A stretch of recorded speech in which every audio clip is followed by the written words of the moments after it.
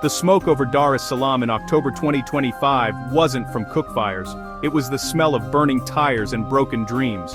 On the streets, young Tanzanians who'd been told to wait their turn decided to wait no longer. Their chants, give us back our country, were a demand for a future stolen by a political system that locked them out. The catalyst was the general election, but the anger had been building for years. When the state announced the ruling CCM party had won 97.66% of the vote, it was met with outrage, not celebration. For millions of youth, this wasn't just a number, it was proof their voices didn't matter. Images leaked before the internet blackout showed students and street vendors tearing down campaign posters, fueled by betrayal. These weren't seasoned activists, but ordinary citizens pushed to the edge. The overwhelming victory margin, meant to show strength, only revealed a profound disconnect, igniting a generational uprising. The protests were a collective scream, we are here, we are watching, and we will not be ignored.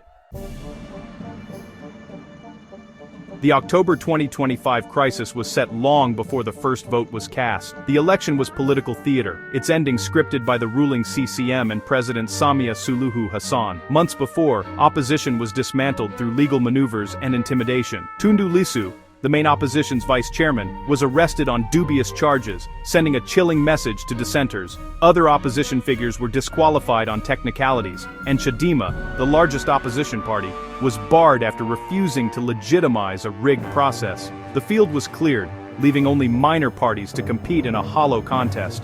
A UN panel had already warned of enforced disappearances and intimidation targeting journalists and activists.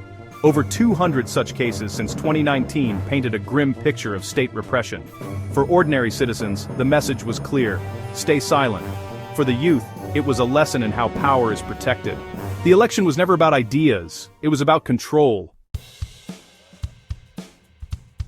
When the results dropped, Tanzania's youth erupted, first online, then in the streets. Hashtags like Tanzania is bleeding and not my president trended instantly, uniting a generation in outrage. Social media became a rallying point, but soon, digital anger spilled into real-world action. Young people, leaderless but organized through encrypted apps, built barricades and blocked roads. Tearing down President Hassan's banners became a symbol of rejecting illegitimate authority.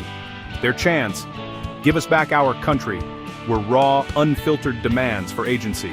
Some targeted government buildings, signaling a willingness to risk everything. Protest tactics ranged from flash mobs to banging pots from windows, blending digital savvy with street disruption. For a brief moment, the youth owned both the streets and the internet. It was a glimpse of people power before the crackdown began. Why did this election spark such fury? The answer: hope betrayed. President Hassan's early promises of reform raised expectations among the youth, but superficial changes gave way to old patterns of repression and exclusion. The landslide CCM victory confirmed that nothing had truly changed. Tanzania's median age is just 18.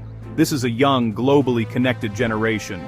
They see their peers shaping politics elsewhere and reject being sidelined at home. The government's actions felt not just undemocratic, but deeply disrespectful. Economic frustration added fuel-high youth unemployment and shrinking opportunities. The election became a symbol of a system that failed them. The protests weren't just about votes, they were about dignity and the right to shape their own future. This was a generational reckoning.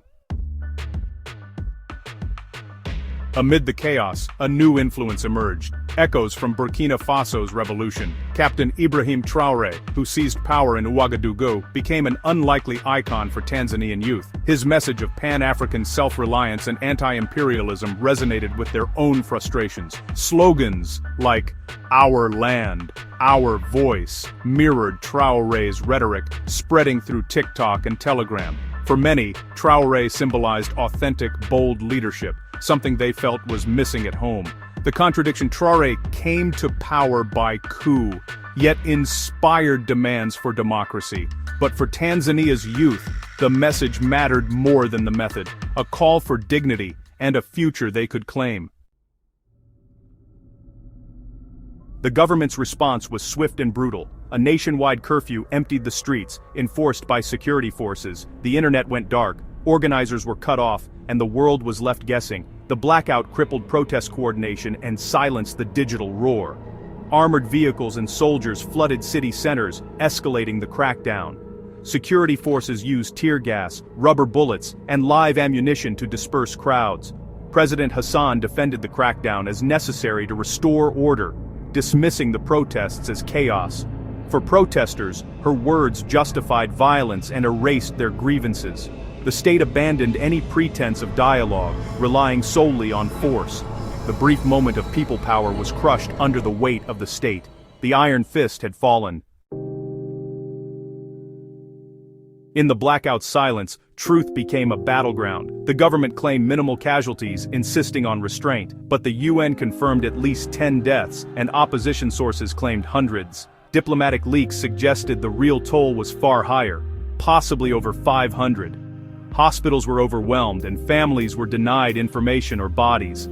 Competing narratives left the true cost hidden, but the pain was real.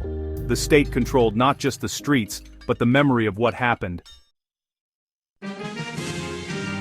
Tanzania's uprising sent shockwaves across Africa. It showed the rising political power of Africa's youth, no longer passive, but ready to confront entrenched regimes. The events were a warning. Governments that ignore or repress their young populations risk instability. The influence of Pan-African ideas, amplified online, signaled a new era of cross-border youth solidarity. Tanzania became a test case for how states respond to digitally organized dissent. If repression succeeds, other regimes may follow suit. If youth movements endure, they could inspire a continent. The stakes are high. The future of state-society relations in Africa is being written in real time. Tanzania's story is not just local, it's continental. The world is watching. As the dust settles, Tanzania stands at a crossroads. One path leads to deeper authoritarianism, more surveillance, arrests, and fear. The other requires real dialogue, releasing prisoners, investigating abuses, and reforming elections. For the government, it's a choice between short-term control and long-term legitimacy. For the youth, the crackdown may force them underground, but their desire for change endures. The question, can they regroup and sustain their movement? Tanzania's struggle is Africa's challenge. How to harness the energy of its youth for progress, not conflict. Will leaders see young people as assets or threats? The answer will shape the continent's future. Tanzania's youth have spoken, and Africa is listening.